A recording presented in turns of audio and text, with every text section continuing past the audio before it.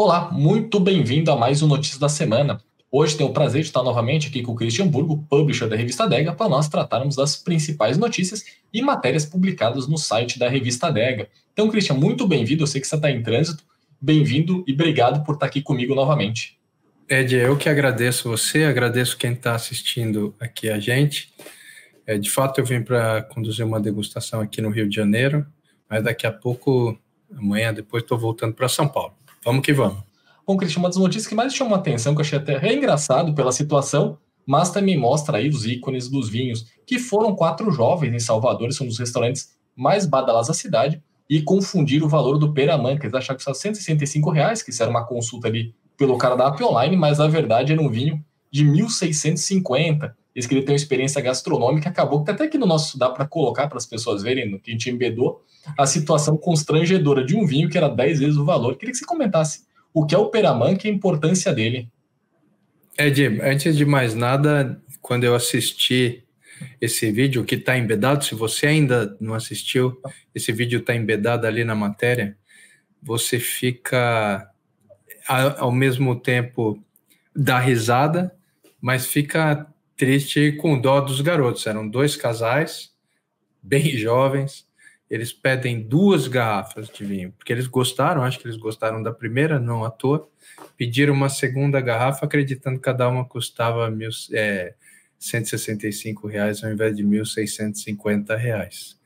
E depois, quando chega a conta, um deles fala, pô, traz a conta de verdade, por favor. E é a hora que você percebe o erro, de que eles percebem o erro. É bastante interessante, triste e irônico ao mesmo tempo, né? Mas, felizmente, eles consumiram um grande vinho, Peramanca, que a gente degustou algumas vezes, para a revista, um grande vinho português, que faz parte até da história brasileira, no sentido de que um vinho chamado Peramanca é parte da carta de Pero Vaz de Caminha no descobrimento do Brasil. Então, faz parte da história brasileira, a gente já degustou ele algumas vezes, e tem uma curiosidade ainda interessante sobre o Peramanca nesse ano. Pela primeira vez, ele vai ser lançado e apresentado fora de Portugal, e vai acontecer aqui em São Paulo durante a ProWine. Então, é uma ocasião histórica que esse vinho, também histórico, seja lançado fora de Portugal pela primeira vez, e vai ser na ProWine. Quem estiver lá pode participar, ou pode tentar participar, porque sei que vai ser bastante disputado. E vamos para a próxima, Ed. É uma pena, mas vale a pena. Quem ainda não assistiu o vídeo, entra lá no nosso site, vai na matéria. É cômico, é tragicômico, para falar a verdade. Ah, legal. E da próxima que dê certo, e se tiver o lançamento, eles também fazem um consumo lá na ProWine. Outro ponto, Cristian, que acho que tem tudo a ver com essa notícia anterior, é que como o simples ato de beber juntos, foi o que eles foram fazer naquele restaurante, era uma celebração, mudou a cultura ocidental. Isso é uma coisa, claro, hoje global, porque o mundo se globalizou, mas é uma tradição que começa na Grécia e por muitos séculos foi ligada à cultura do Ocidente, que é o beber juntos. Eu queria que você comentasse a importância disso e como o universo do vinho está dentro dessa questão cultural. E a gente faz uma matéria enorme aqui no site, que vale bastante a pena ler as pessoas, que conta desde a época da Grécia até chegar aos dias de hoje. Essa é mais uma matéria da revista que foi editada há bastante tempo, que a gente puxou para o site, para eternizar ela no site.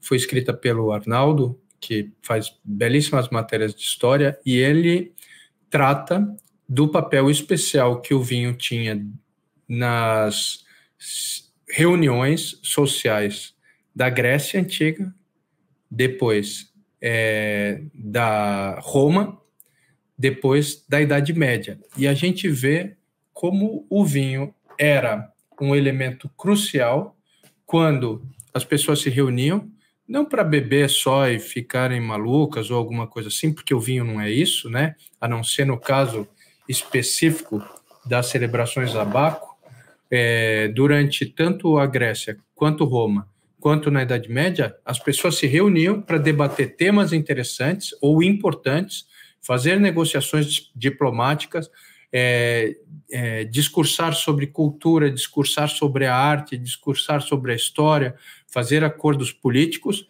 sempre regado a vinho e com anfitriões e pessoas importantes se reunindo em torno disso. Em alguns casos, como no caso da Grécia, era restrito a homens, mas depois, na Roma e na Idade Média, já era um ambiente de homens e mulheres se reunindo em torno do vinho e da cultura do vinho. Vale a pena a matéria, é um pouquinho grande, mas tem a profundidade que você que gosta do vinho vai saber apreciar. E vamos para a próxima, Ed. Quando eu trocando aqui, só lembrando, a República, o grande obra de Platão, é justamente uma degustação, né, do vinho. É verdade. Central. É verdade. Muito bom ponto, Ed, inclusive. E é legal, né, lembrar disso. E outro ponto, acho que tem tudo a ver também com esse tema, é que nós também fizemos a entrevista exclusiva, que está no nosso YouTube e no podcast, com o Alberto Antonini, que ele fala dos projetos que ele está tocando na Argentina e também na Itália. Eu queria que você comentasse brevemente, Cristian, para as pessoas poderem assistir aqui embaixo, justamente o que ele trata e a importância dessa entrevista aqui para quem gosta também de vinho. O Alberto é um amigo e é um dos enólogos que eu mais admiro no mundo inteiro. Ele faz história por onde ele passa e ele vem ajudando através das consultorias que ele dá em diversas vinícolas, ele vem ajudando o desenvolvimento de muitas vinícolas em muitos locais. Por exemplo, ele tem um projeto próprio dele na Argentina, que chama Altos Las Hormigas, e um projeto próprio dele, que é da família dele, na Toscana, que é o Poggio Tondo. Eu adoro ambos os vinhos, cada um se expressam de formas distintas, mas o Alberto consegue extrair o que tem de melhor de cada terroir. Além disso, ele presta consultoria em diversos outros locais. Um deles que chama muita atenção é no Uruguai, a vinícola Garçom, onde ele está ajudando a consolidar Alvarinho como uma das variedades icônicas do Uruguai, e a qualidade dos vinhos de Alvarinho no Uruguai como um todo está sendo reconhecida no mundo. Eu acho que vale a pena ouvir. O Alberto tem várias frases, ele na verdade é um filósofo do vinho, ele tem muitas frases, algumas delas eu me aproprio e eu utilizo com crédito durante as degustações. Uma das que eu mais gosto é que ele fala: o vinho não tem muitos segredos, mas tem muitos mistérios, porque às vezes a gente fazendo vinho encontra coisas especiais, você sabe que elas estão ali, não é um segredo, você pode refazer e replicar aquilo novamente em outros anos, mas você não consegue conceber como é que isso acontece. Um efeito de terroir, um efeito do homem, um efeito do clima, é um negócio espetacular. O Alberto foi se notabilizando por tirar madeira, tirar supermaturação, tirar superextração, que é uma linha que a gente segue e valoriza dentro da revista, mas acima de tudo também por buscar vinhos cada vez mais puros. Então, ele busca a agricultura sustentável, a agricultura orgânica em todos os projetos que ele consegue. Ele, como consultor de grandes vinícolas, tem uma coisa muito peculiar. Você, às vezes, espera que um grande consultor vai viajar o mundo inteiro implementando uma receita em todos os lugares. E ele fala para mim que, na verdade, uma das funções mais importantes dele é gerar confiança para que as equipes locais possam fazer aquilo que elas acreditam que é o certo e expressar o terroir dele. Então, ele funciona mais como um coach do que como um consultor que chega com uma fórmula pronta para ser aplicada em qualquer lugar do mundo.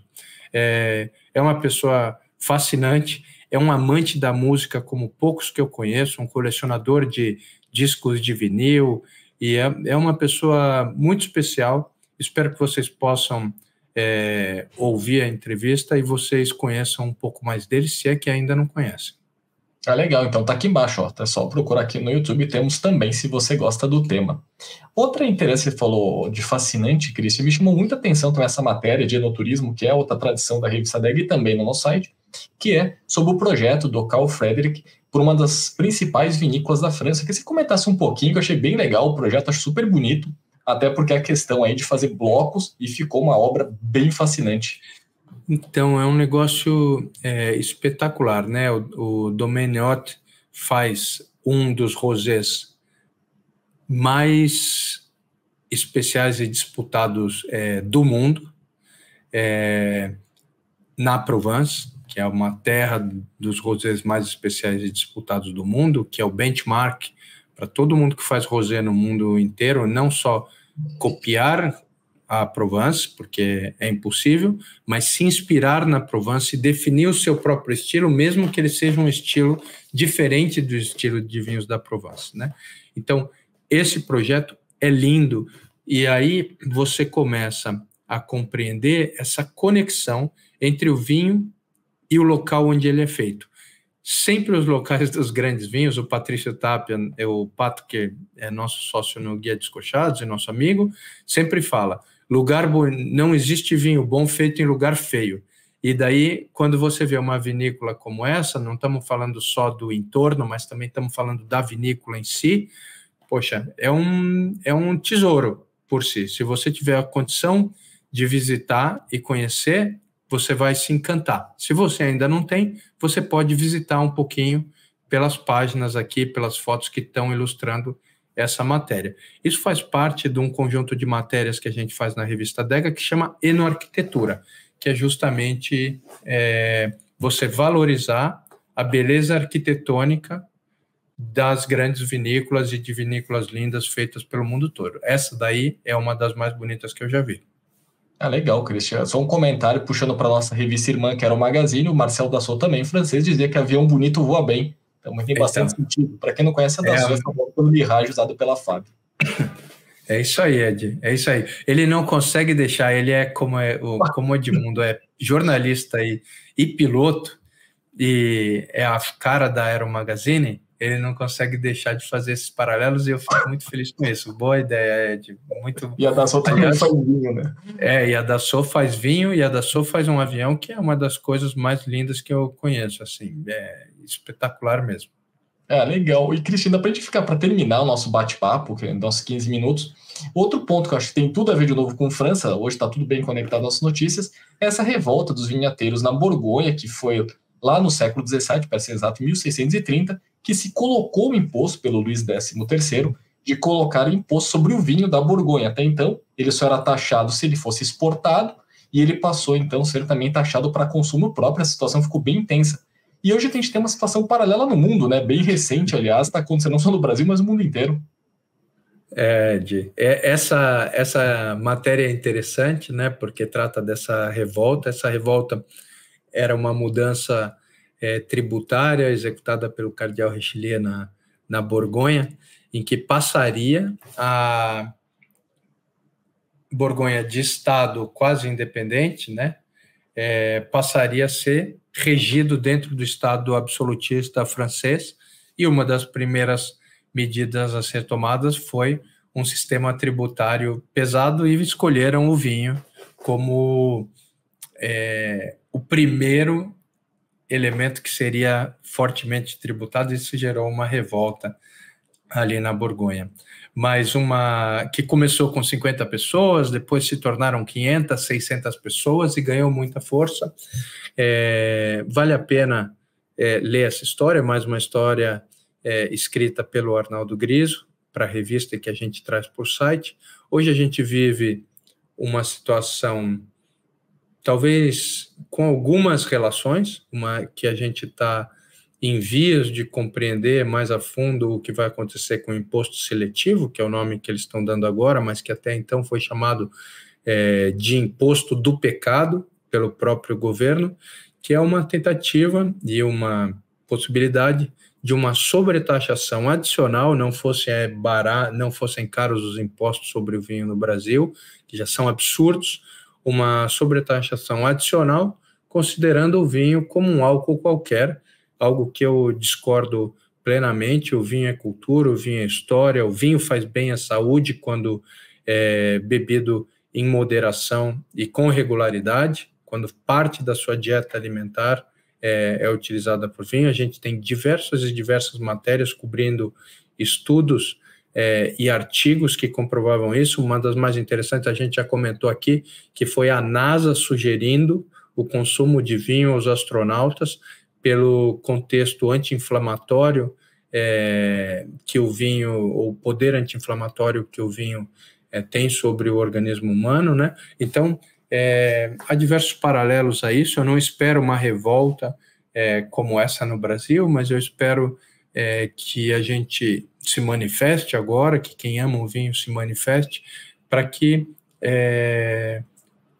o vinho não seja tratado simplesmente como um elemento para cobrir um rombo tributário no Brasil. Então vamos taxar alto, ainda mais alto o vinho e dizer que é por causa do álcool ou que faz mal à saúde, porque essa não é a realidade, essa não é a alma do vinho de forma geral. O vinho é muitas coisas, o vinho não é pecado, o vinho é muitas coisas e o vinho não é uma coisa que faz mal à saúde, muito ao contrário, o vinho faz bem à saúde, faz bem à alma. Eu queria que a gente terminasse essa nossa conversa de hoje com essa mensagem, né? E existem lobbies mais poderosos que o lobby do vinho, existe o lobby da cerveja, que é muito mais poderoso que o lobby do vinho, mas eu acho que o vinho toca os seus consumidores, né? Nós que somos apaixonados por vinho, de uma forma que nenhuma outra bebida alcoólica toca os seus. Nem a cerveja, nem os destilados carregam essa cultura e essa paixão que o vinho carrega. A gente está falando de viajar o mundo inteiro para ver onde os vinhos nascem. Isso é uma coisa que não existe. A gente está falando de falar da filosofia de vida, filosofia de sustentabilidade, a filosofia de inclusão social, a filosofia de fixar o homem ao campo e o contato com a agricultura. O vinho é tantas coisas, né? Que não pode ser simplificado dizendo simplesmente o vinho é álcool, vamos sobretaxar isso. É apenas uma desculpa para poder taxar mais uma coisa que para a gente é tão especial. É ruim terminar com essa, vamos dizer, com essa crítica, mas é a nossa realidade. E isso também é parte da nossa missão aqui na Revista Adega. Ed, eu queria te agradecer por conduzir aqui e preparar esse nosso Notícias da Semana, e queria agradecer você que ficou conosco aqui até agora. Eu acabei me empolgando e ultrapassei um pouco os 15 minutos, que era o nosso tempo regulamentar. Mas legal, Christian. Muito obrigado. De novo, acho bem importante citar tudo que a gente colocou aqui, especialmente essa questão tributária que impacta até o consumidor. E se você gostou do nosso conteúdo, não esqueça de se inscrever no canal, acompanhar a gente tanto pela revista, pelo site, aqui também no YouTube, e também olhar no nosso site, tem promoção para assinatura e vem a venda também dos nossos guias. Lembrando, é só entrar lá e também dar uma olhada. Christian, de novo, obrigado por estar aqui comigo e até o próximo Notícias da Semana. Obrigado, Ed. Saúde para todos. Aproveitem aí o friozinho que está acontecendo no Brasil inteiro para poder degustar um pouquinho mais de vinho. Fiquem bem. Legal. Certamente. Tchau, tchau. Esse episódio foi um oferecimento Worldwine, www.worldwine.com.br. Há 25 anos desbravando os melhores terroirs.